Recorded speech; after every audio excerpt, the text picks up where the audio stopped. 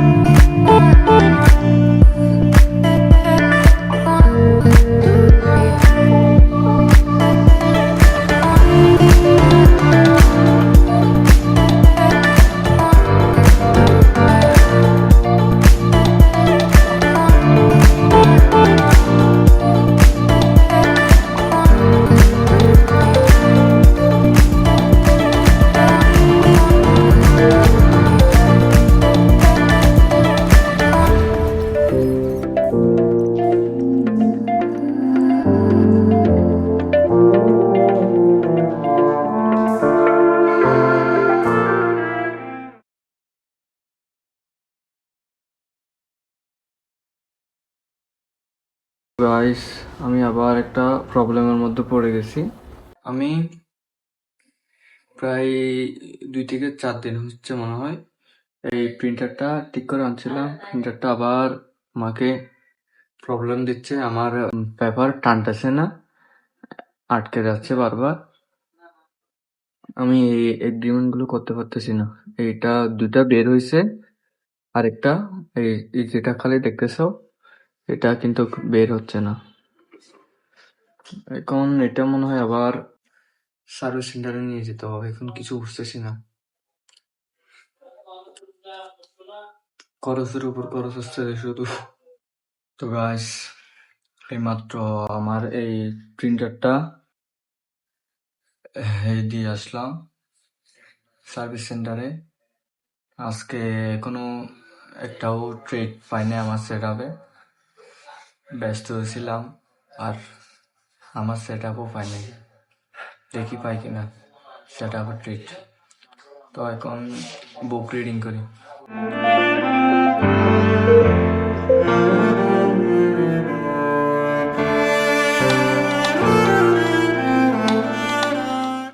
আজকের ডেটা আর রুলস মোতাবেক করতে পারি নাই। আজকে অফিসের কাজ আর প্রিন্টারটা নষ্ট হয়ে গেছিল, তার জন্য একটু দৌড়াদৌড়িতে ছিলাম।